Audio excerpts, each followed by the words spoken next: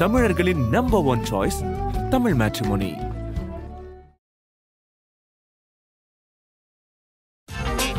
Welcome to IPS finance show. இன்னைக்கு நாகப்பன் சார்கிட்ட ஒரு முக்கியமான கேள்வி இருக்கு, அதை பத்தி கேட்போம். அதே மாதிரி இன்னைக்கு சந்தை எப்படி இருந்துச்சு அப்படிங்கறத பத்தி ஃபினான்ஸ் கரஸ்பாண்டன்ட் விக்னேஷ் கிட்டையும் பேசலாம். வாங்க நிகழ்ச்சிக்குள்ள போகலாம். சார் வணக்கம், எப்படி இருக்கீங்க? வணக்கம் வெங்கடேஷ், நான் நல்லா இருக்கேன். நீங்க எப்படி இருக்கீங்க? உங்களை காணோம் அப்படின்னு சொல்லி ஆடியன்ஸ் எல்லாம் கமெண்ட்ஸ்ல கேட்க ஆரம்பிச்சிட்டாங்க. கொஞ்சம் டிராவல் இருக்கிறதுனால நம்ம அடிக்கடி பேச முடியல. அப்கோர்ஸ் 1 or 2 வீக்ஸ்ல வந்துருவேன். வந்தவொடனே நம்ம மீண்டும் பழைய மாதிரி பேசலாம். Okay sir. செபி இந்த மியூச்சுவல் ஃபண்ட்ஸுக்கான அந்த ஃபீஸ் ஸ்ட்ரக்சர்ல ஏதோ சேஞ்சஸ் பண்ணியிருக்கிறதாக செய்திருக்குல்ல சார்? ஃபெடரல் ரிசர்வ் வட்டி விகிதத்தை குறைக்கலாம் அப்படிங்கிற ஒரு எதிர்பார்ப்புல அப்கோர்ஸ் இன்னைக்கு மார்க்கெட் நடுவில் ஏறினதை நீங்க பார்த்திருப்பீங்க. நிப்டியும் ஏறினுச்சு, சென்செக்ஸும் ஏறினுச்சு. பட் இவ்வளவு ஏற்றத்துக்கும் நடுவில் கூட ஒரு சில பங்குகள் கணிசமா குறைஞ்சதை பார்த்திருப்பீங்க. குறிப்பாக அசெட் மேனேஜ்மெண்ட் கம்பெனிஸ் அப்படின்னு சொல்லக்கூடிய ஏஎம்சிஸ், மியூச்சுவல் ஃபண்ட் நடத்தக்கூடிய நிறுவனங்கள், இதெல்லாம் இந்த நிறுவனங்களுடைய பங்குகள் எல்லாம் இன்னைக்கு கணிசமான இறக்கத்தை சந்திச்சது. 3% 7%. உதாரணமா ஹெச்டிஎஃப்சி ஏஎம்சி இன்னைக்கு வணிகத்துக்கிடையே 5 விழுக்காடு இறக்கத்தை சந்திச்சது. அதே மாதிரி ABSL, Aditya Birla sun life AMC, Nuvama அவங்களோடது, அப்புறம் யூடிஐ ஏஎம்சி, இப்படி பல ஏஎம்சிஸினுடைய பங்குகள் இன்னைக்கு ஒரு இறக்கத்தை சந்தித்ததை நம்ம பார்த்தோம். என்ன காரணம்? சந்தை ஏறிக்கிட்டு இருக்கும் பொழுது இது மட்டும் ஏன் இறங்குது அப்படின்னு பாத்தீங்கன்னா, நேற்று செபி நீங்க அவங்களுடைய இணையதளத்துல போய் பார்க்கலாம். அக்டோபர் 28 இந்த மாதிரி ஒரு கன்சல்டேஷன் பேப்பர் போட்டிருக்காங்க.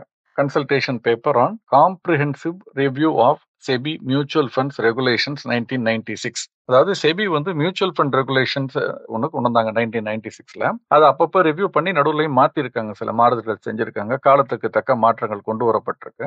அதுல மேலும் சில மாறுதல்களை ப்ரொபோஸ் பண்ணியிருக்காங்க. அந்த ப்ரொபோசல் போடுறதுக்கு முன்னால செபிட்ட ஆஸ் எ ரெகுலேட்டர் ஒரு ரொம்ப நல்ல பழக்கம் என்ன அப்படின்னா, அந்த பேப்பரை ஒரு கன்சல்டேஷன் பேப்பரா அவங்களுடைய இணையதளத்துல போட்டு அங்க அவங்களுடைய மின்னஞ்சல் முகவரி கொடுத்திருப்பாங்க. நம்ம அதை பத்தி நமக்கு கருத்து இருந்தா எல்லா பார்ட்டிசிபென்ட்ஸும், அது மியூச்சுவல் ஃபண்ட் நடத்தக்கூடிய நிறுவனமா இருக்கலாம், டிஸ்ட்ரிபியூட்டரா இருக்கலாம், புரோக்கரா இருக்கலாம், முதலீட்டாளரா இருக்கலாம், யாரா வேணுமானாலும் இருக்கலாம், அவர்களுடைய பாயிண்ட் ஆஃப் வியூல இருந்து அவர்களுடைய கருத்துக்களை தெரிவிக்கலாம். இதை நான் ஒப்புக்கொள்கிறேன், இது நல்லது, இது கெட்டது, இது வேண்டாம் அப்படின்னு சொல்லலாம். அவர்கள் இந்த கருத்துக்களை எல்லாம் அறிந்து ஒரு கன்சல்டேஷன், ஒரு கன்சென்சஸுக்கு பிறகு அவங்களுடைய மியூச்சுவல் ஃபண்ட் அட்வைசரி கமிட்டின்னு இருக்கு, அது மாதிரி செபியினுடைய போர்டு இருக்கு, அதுல எல்லாம் விவாதித்து ஒரு முடிவெடுப்பார்கள். அந்த மாதிரி நேத்து ஒண்ணு போட்டிருக்காங்க. இந்த மாதிரி மியூச்சுவல் ஃபண்ட்ஸ்ல ரெகுலேஷன்ஸ்ல நிறைய ரிஃபார்ம்ஸ் கொண்டு வரணும்னு. நிறைய நல்ல விஷயங்கள் அதுல இருக்கு. 1-2 சில பேரை பாதிக்கலாம். ஒட்டுமொத்தமா பாத்தீங்கன்னா முதலீட்டாளருடைய நலனை கருத்துல கொண்டு இது கொண்டு வரப்பட்டிருக்கு. இருந்தாலும் இதுல சில பேருக்கு இடைஞ்சல்கள் வரலாம். அந்த விதத்துல பார்த்தோம்னா இதன் மூலமாக தரகு நிறுவனங்கள், அதுவும் கொஞ்சம் ஹையர் புரோக்கரேஜ் சார்ஜ் பண்ணக்கூடிய தரகு நிறுவனங்கள் பாதிக்கப்படலாம்ங்கிறது என்னுடைய கருத்து. அதை ஏன்னா அந்த புரோக்கரேஜஸ் குறைப்பதற்கான சில வழிமுறைகள் சொல்லியிருக்காங்க. ஒண்ணு குறைக்கணும், இல்லைன்னா அந்த காஸ்ட்டை நீ எடுத்துக்கணும், அதை முதலீட்டாளருக்கு பாஸ் பண்ணக்கூடாது அப்படிங்கிற மாதிரி சொல்லியிருக்காங்க. அதாவது நம்ம மியூச்சுவல் ஃபண்ட் கொடுக்கக்கூடிய பணத்தை அவங்க பங்குச்சந்தையிலோ கடன் பத்திரங்களோ முதலீடு செய்யும் பொழுது ஒரு தரகு நிறுவனம் மூலமாக போவார்கள். அப்ப அதற்கு ஒரு தரகு கட்டணம் கொடுப்பாங்க. அதை நம்மளுடைய டோட்டல் எக்ஸ்பென்ஸ் ரேஷியோ அப்படின்னு சொல்லி ஒன்னு இருக்கு, டிஇஆர், அதுல சேர்ப்பாங்க. சேர்த்து அதனுடைய அர்த்தம் என்னன்னா, ஹையர் த டிஇஆர், டோட்டல் எக்ஸ்பென்ஸ் ரேஷியோ, நமக்கு முதலீட்டாளருக்கு செலவு அதிகம், அதனால லாபம் குறையும், வரவு குறையும். லோயர் த டிஇஆர் நல்லது. ஒரு மியூச்சுவல் ஃபண்டுடைய டிஇஆர்னு சொல்லக்கூடிய அந்த டோட்டல் எக்ஸ்பென்ஸ் ரேஷியோ குறைவா இருந்தா நமக்கு நல்லது, நமக்கு ஆதாயம் அதிகமா. அப்கோர்ஸ் அந்த மியூச்சுவல் ஃபண்டுடைய பெர்ஃபார்மன்ஸ் ரொம்ப நல்லா இருந்தா நீங்க டிஇஆர் ஹையா இருந்தா கூட அதை தாண்டி நமக்கு லாபம் வரும், அது வேற விஷயம். அதே மாதிரி அதனுடைய பெர்ஃபார்மன்ஸ் ரொம்ப மோசமா இருந்ததுன்னா, டிஇஆர் லோவா இருந்தா கூட நமக்கு பெரிய லாபம் வராது. ஸோ டிஆர் மட்டும் ஒரு காரணம் இல்லை, டிஆர் ஒரு முக்கியமான காரணம். அந்த டோட்டல் எக்ஸ்பென்ஸ் ரேஷியோ அப்படிங்கிறது என்ன அப்படின்னு பாத்தீங்கன்னா, அந்த மியூச்சுவல் ஃபண்டை நிர்வாகம் பண்ணக்கூடிய செலவு, நடத்தக்கூடிய செலவு, அந்த இன்வெஸ்ட்மெண்ட் மேனேஜ்மெண்ட்டுக்கான ஃபீஸ், அட்வைசரி ஃபீஸ், அது ட்ரஸ்டீஸ் அவங்களுக்கான ஃபீஸ், அதே மாதிரி கஸ்டடியன் ஃபீஸ், நமக்கு மியூச்சுவல் இதுல கொடுத்து வச்சிருப்பாங்க, டிபியில கொடுத்துருப்பாங்க, அல்லது கஸ்டடியன்ட்ட கொடுத்து வச்சிருப்பாங்க நம்ம ஷேர்ஸை, பணத்தை, banks audit fees, registrar and share transfer agents அவங்களுக்குள்ள ஃபீ, அதே மாதிரி ஸ்டாச்சுட்டரி அட்வர்டைஸ்மெண்ட், அதுக்குள்ள நமக்கு அக்கௌண்ட் ஸ்டேட்மெண்ட் ப்ரொவைட் பண்றதுக்கு, நம்ம கம்யூனிகேஷனுக்கு, இந்த மாதிரி ஜிஎஸ்டி ரிலேட்டட் சில எக்ஸ்பெண்டிச்சர்ஸ், புரோக்கரேஜ், டிரான்சாக்ஷன் காஸ்ட்னு இருக்கும். இப்போ இந்த புரோக்கரேஜ்ங்கிறது இது வரைக்கும் 0.12% வரைக்கும் அலோவ் பண்ணிக்கிட்டு இருந்தாங்க டெலிவரி பேஸ்ட் இதுக்கு. அதே மாதிரி 0.05ன்னு சொல்லி இன்னொரு டெரிவேட்டிவ்ஸ் இந்த மாதிரி உள்ளதுக்கு. இப்போ இந்த 0.12ங்கிறது இப்போ என்ன சொல்லிட்டாங்கன்னா 0.02 குறைச்சிட்டாங்க. ஏன்னா ஆன்லைன் நிறைய புரோக்கரேஜஸ் ரொம்ப அவ்வளவுதான் சார்ஜ் பண்றாங்க, 20 ரூபா அந்த மாதிரி டெலிவரிக்கெல்லாம் நீ குறைக்கணும், நீ அதுக்கு மேல சார்ஜ் பண்ணிக்க, பட் ஆனா அதை டோட்டல் எக்ஸ்பென்ஸ் ரேஷியோல சேர்க்காத, அதை உன் கணக்குல சேர்த்துக்க, டிஆருக்கு வெளியே நீ எடுத்துட்டு போ அப்படின்ட்டாங்க. ஸோ ஒன்று, இப்ப இந்த ஏஎம்சிஸ் எல்லாம் என்ன பண்ணணும்னா புரோக்கரேஜஸோட பேசி இந்த புரோக்கரேஜை குறைக்கணும். நிறைய பேர் ஆல்ரெடி குறைச்சு தான் கொடுத்துக்கிட்டு இருக்காங்க, இல்லைன்னா குறைக்கணும். குறைக்கலைன்னா இந்த கட்டணம் அவர்கள் தலையில் விடும். அப்ப அவருடைய லாபம் பாதிக்கப்படும், ஏஎம்சிஸுடைய ரெவென்யூ பாதிக்கப்படும், அல்லது ரெவென்யூன்னு சொல்ல முடியாது, பாட்டம் லைன் பாதிக்கப்படும்.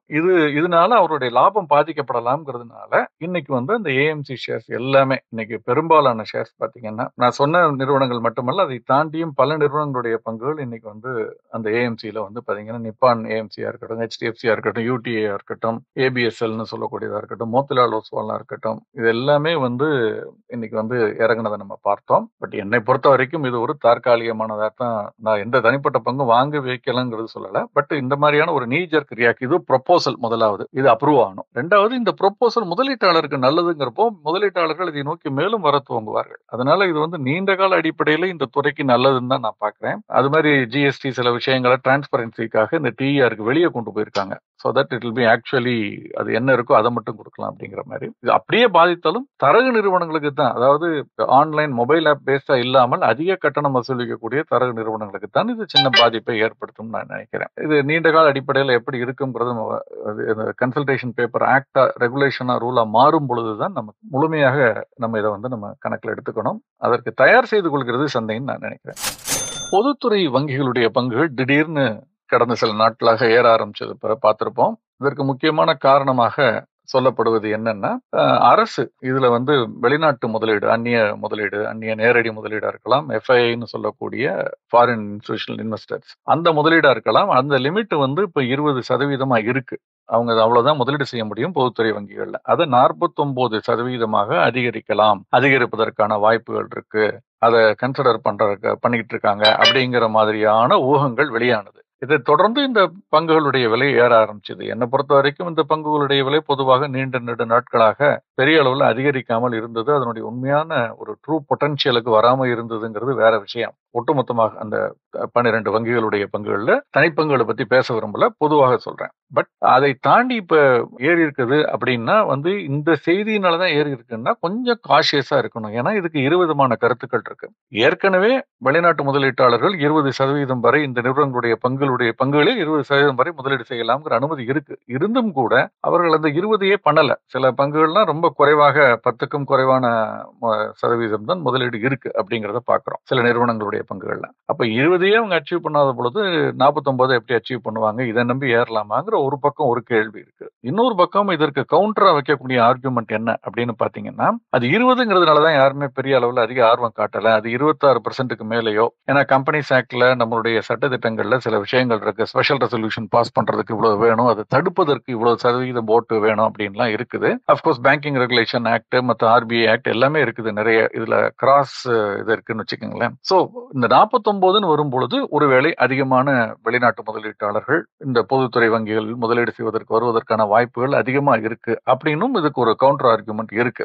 எப்படி இருந்தாலும் என்னை பொறுத்த வரைக்கும் இதெல்லாம் ஒரு அதிக ஊக்கத்தை கொடுக்கக்கூடியதுங்கிறத தவிர அடிப்படையில ஒரு பங்கினுடைய விலை ஏறுவதும் இறங்குவதும் அதனுடைய பெர்ஃபார்மன்ஸை பொறுத்து தான் இருக்கு. அதனுடைய எதிர்கால செயல்பாடுகள் எப்படி இருக்குங்கிறத பொறுத்து தான் இருக்கு. அது மட்டும் தான் நம்ம கவனத்துல பாத்துக்கணும். இதெல்லாம் வந்து ஒரு கூடுதல் ஒரு விஷயம், அப்படித்தான் நம்ம பார்க்கணும். ரொம்ப நன்றி சார், தெளிவாக விளக்கம் கொடுத்தீங்க. இப்போ இன்னைக்கு சந்தை எப்படி இருந்துச்சு அப்படிங்கறத பத்தி நம்ம பினான்ஸ் கரஸ்பாண்டன்ட் விக்னேஷ் கேட்கலாம். வணக்கம் விக்னேஷ், எப்படி இருக்கீங்க? வணக்கம் பிரதர், நல்லா இருக்கேன். நீங்க எப்படி இருக்கீங்க? நல்லா இருக்கேன் விக்னேஷ். இன்னைக்கு சந்தை எப்படி இருந்துச்சு? சந்தை தொடக்கத்துல இருந்தே ஒரு கன்சிஸ்டன்டான ஏற்றமா இருந்துச்சு. அதுக்கு முக்கியமான காரணம் வந்து ஹெவிவேட் ஸ்டாக்ஸ்ல வந்து நல்ல like Reliance, HDFC bank, ICICI இந்த ஸ்டாக்ஸ் வந்து நல்ல ஏற்றம் பண்றது பங்கு சந்தை மொத்தமாவே ஏற்றிருக்கு அப்படின்னு சொல்லலாம். முக்கியமா நிஃப்டி வந்து நம்ம சமீப நாட்களா பார்த்தோம், 26,000 அப்படிங்கிற அந்த லிமிட்டை தாண்ட முடியாம கொஞ்சம் கஷ்டப்பட்டுச்சு. போன வியாழக்கிழமையே 26க்கு மேல போச்சு. அதுக்கப்புறமும் கடந்த சில நாட்கள 26 தாண்டறதுக்கு முயற்சி பண்ணுச்சு. தாண்டினாலுமே க்ளோசிங் வந்து 26க்கு மேல ஆகாம இருந்துச்சு. 26,000 கீழே க்ளோஸ் ஆயிட்டே இருந்துச்சு. இன்னைக்கு முதல் முறை 26,000க்கு மேல க்ளோஸ் ஆயிருக்கு. நிஃப்டியோட க்ளோசிங் பாத்தீங்கன்னா 26,053 புள்ளிகள். அதே மாதிரி சென்செக்ஸ் வந்து பாத்தீங்கன்னா 84,997 புள்ளிகள் வந்து முடிவடைஞ்சிருக்கு. ஸோ ஓவரால் ஒரு புல்லிஷான மொமெண்டமா தான் இன்னைக்கு மார்க்கெட் இருந்துச்சு. நிஃப்டிக்கு மட்டும் இல்ல, பிராட் மார்க்கெட்டை இப்படியே இருந்துச்சு. மற்ற மிட் கேப், ஸ்மால் கேப் அந்த ஸ்டாக்ஸ்லயுமே இதே மாதிரி ஏற்றம் இருந்துச்சு. முக்கியமா இன்னைக்கு ஒரு முக்கியமான விஷயம் பாத்தீங்கன்னா, நிஃப்டி நெக்ஸ்ட் 50ல வந்து ஒரு அதிகமான ஏற்றம் இருக்கு. பாத்தீங்கன்னா நெக்ஸ்ட் 50 இண்டெக்ஸ் வந்து 1.4% இன்னைக்கு ஏற்றம் கொண்டிருக்கு. அதுக்கு முக்கியமான பங்குகள் பாத்தீங்கன்னா Adani green, Varun beverages, Indian oil, Aries இந்த மாதிரி பங்குகள்லாம் நல்ல ஏற்றம் கண்டதுனால நெக்ஸ்ட் 50ல வந்து ஒரு கணிசமான ஏற்றத்தை இன்னைக்கு நம்ம பார்க்க முடியுது. நிஃப்டி 50லயும் பாத்தீங்கன்னா NTPC, Adani Ports, ONGC, Power Grid, JSW Steel, Adani Enterprises, HCL Tech, Shriram Finance இந்த மாதிரி பங்குகள்ல வந்து அதிகமான ஏற்றத்தை பார்க்க முடியுது. இது இன்னைக்கு ஒரு நல்ல ஏற்றத்தோட மார்க்கெட் முடிஞ்சிருக்கு. குறிப்பிட்ட சில செக்டார்ஸ் வந்து நல்லா பெர்ஃபார்ம் ஆயிருக்கு அப்படின்னா ஏதாவது சொல்ல முடியும்? இன்னைக்கு குறிப்பா பாத்தீங்கன்னா நிஃப்டி எனர்ஜி அந்த செக்டார் தான் ஒரு நல்ல ஏற்றம் கொண்டிருக்கு. கிட்டத்தட்ட 2% சொல்லலாம், 1.9%. அதே மாதிரி media, metals, oil and gas இதெல்லாம் நல்ல ஏற்றம் கண்டிருக்கு. ஆயில் அண்ட் கேஸ் செக்டார் வந்து 2% மேல ஏறி இருக்கு. இன்னைக்கு மார்க்கெட் ஏற்றத்துக்கு பாத்தீங்கன்னா ஒரு சில முக்கியமான காரணங்கள் அப்படின்னு பாத்தீங்கன்னா, ட்ரம்ப் வந்து இப்போ தென்கொரியால இருக்காரு, ஏபிக் சமிட் அதுக்காக போய் அங்க இருக்காரு. நாளைக்கு வந்து அவர் சீன அதிபரை சந்திச்சு அங்க வர்த்தக பேச்சுவார்த்தை பத்தி நடத்த இருக்காரு. அதுக்கு முன்னாடி இன்னைக்கு இந்தியாவுக்கு ஒரு நல்ல செய்தி சொல்லியிருக்காரு. அது பாத்தீங்கன்னா, இந்தியா கூட நான் வந்து ஒரு வர்த்தக ஒப்பந்தம் போட போறேன். மோடி வந்து பாக்க எங்க அப்பா மாதிரி இருக்காரு, அவரு பேச்சுவார்த்தை எல்லாம் ரொம்ப டஃப்பான ஆளு, அவர் கூட நாங்க விரைவில் வந்து ஒரு வர்த்தக ஒப்பந்தம் போட போறோம் அப்படின்ற மாதிரி ட்ரம்ப் சொல்லியிருக்காரு. அது வந்து இந்திய சந்தை வந்து ஒரு பாசிட்டிவா பார்த்துருக்குது. ஏன்னா வந்து சமீப ஏற்றத்துக்கு முக்கியமான காரணமே இந்த ட்ரேட் டீல் தான். அதை மையமா வச்சுதான் சந்தை ஏறிக்கிட்டே இருக்கு. இப்ப ட்ரம்ப் அதை வெளிப்படையா சொல்லும் போது சந்தை ஒரு பாசிட்டிவா பாக்குது. ஆனா அவர் வந்து சொல்ல அப்படியே நிக்கக்கூடிய ஆள் கிடையாது. அவர் அடிக்கடி கொஞ்சம் மாத்தி பேசுவாரு. ஸோ அதையும் கவனத்துல எடுத்துக்கணும். இது தவிர பாத்தீங்கன்னா, யுஎஸ் ஃபெடரல் பேங்க் அவங்க மத்திய வங்கியோட மீட்டிங் வந்து முடிவடைஞ்சு இன்னைக்கு நள்ளிரவு அவங்களோட முடிவுகள் வெளியாயிருக்கு. இந்த முறை வந்து அவங்க ஒரு வட்டி விகிதத்தை ஒரு 0.25% குறைப்பாங்க அப்படின்னு எதிர்பார்ப்பு. இப்போ வந்து அவங்களோட வட்டி பாத்தீங்கன்னா 4% இருக்கு. அதை அவங்க குறைச்சாங்கன்னா ஒரு 3.75% குறையும். பொதுவான எதிர்பார்ப்பு தான். இதுக்கு வந்து எந்த உத்தரவாதமும் இல்ல. மார்க்கெட் அந்த எதிர்பார்ப்புலதான் வந்து பாத்தீங்கன்னா நேற்று கடந்த 2 நாட்களா அமெரிக்க சந்தை வந்து வரலாறு கடந்த உச்சத்தை தொட்டிருக்கு. அதன் எதிரி வழியாக இந்திய சந்தையும் எனக்கு ஏற்றம் கொண்டிருக்கு. இது ரெண்டுமே ஒரு முக்கியமான காரணங்கள் சொல்லலாம் இன்னைக்கு பங்கு சந்தை ஏற்றது. இன்னொரு பக்கம் நம்ம கமாடிட்டிஸ்ல பார்த்தோம்னா கோல்டு அண்ட் சில்வர் அதனுடைய விலையுமே ஏறி இருக்கு. ஆமா, கோல்டு வந்து பாத்தீங்கன்னா இன்னைக்கு ஒரு கிட்டத்தட்ட ஒரு 2% ஏறி, சில்வர் 2% மேலே இருக்கு. ஏற்கனவே சொன்ன மாதிரி அமெரிக்க ஃபெடரல் பேங்க் வந்து அவங்க வட்டியை குறைக்க போறாங்க அப்படிங்கிற எதிர்பார்ப்புலதான் அந்த கோல்டுன்னா சமீபத்துல வந்து ரெண்டுமே இறக்கங்கள் இருக்கு. கோல்டு கணிசமாவே இறங்குச்சு. கிட்டத்தட்ட பீக்ல இருந்து 11% வந்து இறங்குச்சு கோல்டு. இப்போ வந்து அவங்க ஒரு யூஎஸ் ஃபெட் வந்து அவங்க இன்ட்ரெஸ்ட்டை குறைக்க போறாங்க, ரேட் கட் பண்ண போறாங்க அப்படின்ற ஒரு எதிர்பார்ப்புனால அவங்க வந்து கோல்டுல பையிங் நடந்திருக்கு. கோல்டு அண்ட் சில்வர் ரெண்டுமே ஏற்றத்தை பார்க்க முடியுது. முக்கியமா கோல்டு வந்து $4,000 கீழே இறக்கி இருந்துச்சு. இன்னைக்கு வந்து $4,000 மேல மறுபடியும் மேல ரீபவுண்ட் ஆகி வந்திருக்கு. அதுதான் காரணம். க்ரூட் ஆயிலுடைய நிலவரம் எப்படி இருக்கு? இன்னைக்கு க்ரூட் ஆயில் வந்து ஏற்றமும் இறக்கமாவே இருக்கு. ஒரு நிலையா இல்ல, பிளாட்டா சொல்ல முடியாத அளவுக்கு ஏற்றம் இறக்கம் ரெண்டுமே இருக்கு. அது ஏன் அப்படி காரணம் பாத்தீங்கன்னா, க்ரூட் ஆயிலோட சப்ளை டிமாண்ட் ரெண்டுக்குமே பாசிட்டிவான செய்திகள் வந்திருக்கு. இப்ப பாத்தீங்கன்னா சமீபத்துல க்ரூட் ஆயில் விலை வந்து கணிசமா ஏற்றம் கொண்டதை பார்த்தோம். அது என்ன காரணம் அப்படின்னா, Russian companies Rosneft, Lukoil இந்த 2 கம்பெனிகள் மேல வந்து அமெரிக்கா பொருளாதார தடை விதிச்சு. இதனாலதான் வந்து சர்வதேச சந்தையில வந்து கச்சா எண்ணெய்க்கு சப்ளை பாதிக்கப்படும் அப்படின்ற ஒரு எதிர்பார்ப்புல கச்சா எண்ணெய் விலை ஏற்றம் கொண்டுச்சு. ஆனா இப்ப என்ன சொல்லியிருக்காங்கன்னா, ராஸ்நெஃப்ட் வந்து ரஷ்யன் கம்பெனி இருந்தாலும் அவங்களுக்கு ஜெர்மனிலையும் பிசினஸ் இருக்கு, ஜெர்மனிலையும் அவங்களுக்கு ஆசெட்ஸ் இருக்கு. இப்ப அவங்களோட ஜெர்மன் பிசினஸ்க்கு வந்து விலக்களிச்சிருக்காங்க அமெரிக்கா. இதனால என்ன ஆகும்னா பெரிய பாதிப்பு இருக்காது, மொத்தமா ஒரு பெரிய எதிர்பார்த்த அளவுக்கு ஒரு பாதிப்பு இருக்காது அப்படின்ற மாதிரி சந்தை எதிர்பார்க்குது. இது ஒண்ணு. இன்னொன்னு பாத்தீங்கன்னா, ஒபெக் கண்ட்ரிஸ் அந்த ஒரு ஆயில் ப்ரொடியூசிங் கண்ட்ரிஸோட குரூப் அவங்க வந்து அவங்களோட ப்ரொடக்ஷன் ஏத்த போறதா சொல்லியிருக்காங்க. அதுக்கு சொல்லியிருக்காங்கன்னு சொல்ல முடியாது, அது ஒரு தகவல் வெளியா இருக்கு. ஒரு எதிர்பார்ப்பு அப்படின்ற மாதிரி அவங்க பிளான் பண்ணிருக்கதா தகவல்கள் வெளியா இருக்கு. அதுவும் வந்து ஒரு சப்ளைக்கு சாதகமா இருக்கும் அப்படின்றது ஒரு இன்னொரு காரணம். இது சப்ளை, இது 2 செய்திகள். அடுத்து டிமாண்டுக்கு பாத்தீங்கன்னா, இப்ப அமெரிக்க அதிபரும் சீன அதிபரும் பாத்தீங்கன்னா அவங்க நாளைக்கு பேச போறாங்க, வர்த்தக ஒப்பந்தம் சார்ந்து பேச போறாங்க. வர்த்தக பதற்றத்தை குறைக்கும் அப்படின்லாம் நம்ம எதிர்பார்க்கிறோம். இது வெற்றிகரமா நிறைவேறிச்சு அப்படின்னா ஆயில் டிமாண்ட் வந்து ஏற்றம் காணும் அப்படின்னு ஒரு எதிர்பார்ப்பு. இது சைனா பாத்தீங்கன்னா உலகத்திலே பெரிய ஆயில் கன்சியூமர், க்ரூட் ஆயில் அவங்க தான் அதிக அளவு வாங்குறாங்க. ஆயில் டிமாண்ட் வந்து உயரும் அப்படின்ற மாதிரி எதிர்பார்ப்பு. இப்படி சப்ளைக்கும் டிமாண்டுக்கும் 2 பக்கமுமே சாதகமான செய்திகள் இருக்கிறதுனால இந்த ரப்பர் பேண்ட் இந்த பக்கமும் அந்த பக்கம் இழுக்கிற மாதிரி மார்க்கெட் இந்த பக்கமும் அந்த பக்கம் க்ரூட் ஆயில வந்து ஏற்றமும் இறக்கமுமா பார்க்க முடியும். நம்ம தொடர்ந்து Q2 ரிசல்ட்ஸ் பார்த்துட்டு இருக்கோம். இன்னைக்கு அப்படி வெளியான Q2 ரிசல்ட்ஸ் எது? Q2 பாத்தீங்கன்னா முக்கியமான Q2 அப்படின்னு பாத்தீங்கன்னா இன்னைக்கு கோல் இந்தியா அவங்க பொதுத்துறை நிறுவனம் அவங்க வந்து வெளியிட்டு இருக்காங்க. வருவாய் வந்து ஒரு 3% சரிஞ்சிருக்கு. ப்ராஃபிட் லாபமே வந்து ஒரு 30% சரிஞ்சிருக்கு. எபிட்டா ஒரு 22% வீழ்ச்சி.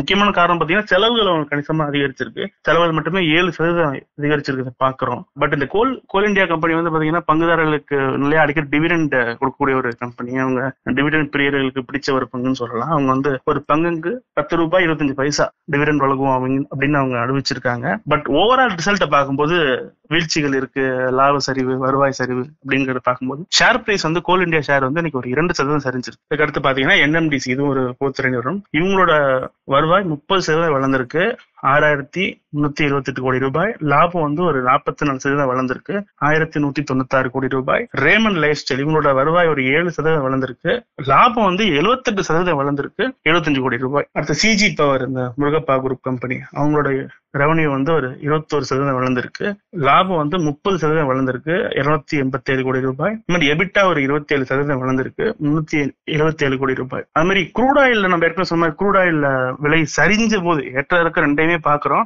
அது விலை சரிஞ்ச போது பாத்தீங்கன்னா அதன் எதிரொலியாக இந்தியாவில இருக்கிற companies, oil companies, Indian oil, HPCL, Bharat petroleum இந்த மாதிரி கம்பெனிஸோட பங்குகள் ஏற்றம் கொண்டுச்சு. ஏன்னா அவங்களுக்கு க்ரூட் ஆயில் குறைஞ்ச விலையில கிடைச்சதுன்னா அவங்களோட லாபத்துக்கு சாதாரணமா இருக்கும் அப்படின்ற மாதிரி சந்தை பாக்குது. அது ஒரு முக்கியமான காரணம். டாலருக்கு நிகரான இந்திய ரூபாயினுடைய மதிப்பு அது எப்படி இருந்துச்சு? இப்போ டாலர் இண்டெக்ஸோட மதிப்பு பாத்தீங்கன்னா லேசான ஒரு ஏற்றத்தை நம்ம பார்க்க முடியுது. 0.10% ஒரு ஏற்றத்தை பார்க்க முடியுது. அதற்கு நிகரான ரூபாய் மதிப்பு பாத்தீங்கன்னா ஆரம்பத்துல சரிவடைஞ்சது, ஆனா அதுல இருந்து மேல ரெக்கவர் ஆகி கொஞ்சம் ரூபாய் மதிப்பு வந்துருச்சு. சரிவுல இருந்து கொஞ்சம் ரெக்கவர் ஆயிடுச்சு. மேபி சமீபத்துல வந்து RBI அடிக்கடி அவங்க குறுக்கிட்டு இன்டர்வென்ஸ் பண்றாங்க, அவங்க டாலரை விற்கிறாங்க. அது கூட இன்னைக்கு நடந்திருக்கலாம், ஒரு யூகம் தான், அது ஒரு காரணமா இருக்கு. பட் வந்து சரிவுல இருந்து ரூபாய் மதிப்பு மேல ரெக்கவர் ஆகி வந்துருச்சு. இன்னைக்கு முக்கியமான ஏதாவது IPOs இருக்கா? ஓக்லா இந்தியா, இந்த MTR ஃபுட்ஸ் அப்படின்னு சொல்றவங்க, மசாலால இருந்து ரெடி டு குக் மீல்ஸ், அப்புறம் இந்த தோசை மாவுல இருந்து நிறைய குலோப் ஜாமுன், நிறைய உணவுப் பொருட்களை வந்து அவங்க வணிகம் பண்றாங்க. தென்னிந்திய சந்தையில பிரதானமா இருந்தாலும் கூட கர்நாடகா, கேரளா அவங்களோட கோர் மார்க்கெட்ஸா இருக்கு. தமிழ்நாட்டிலயுமே ஒரு பிரபலமான பிராண்டு தான் அவங்க.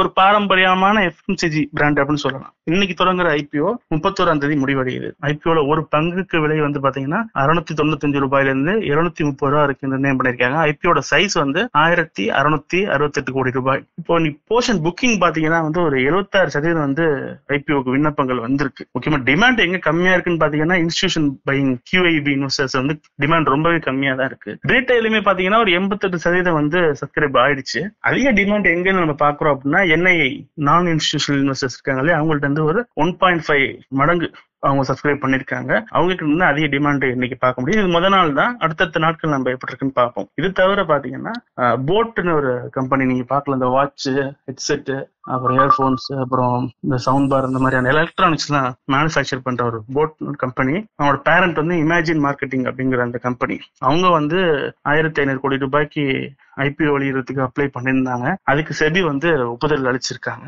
ஸோ இது ஒரு IPO மார்க்கெட் சம்பந்தமான ஒரு முக்கியமான செய்தி. ஓகே விக்னேஷ், ரொம்ப தெளிவாக இன்னைக்கு மார்க்கெட் பத்தி எக்ஸ்பிளைன் பண்ணீங்க. நாளைக்கு மீண்டும் சந்திப்போம். நன்றி. நன்றி.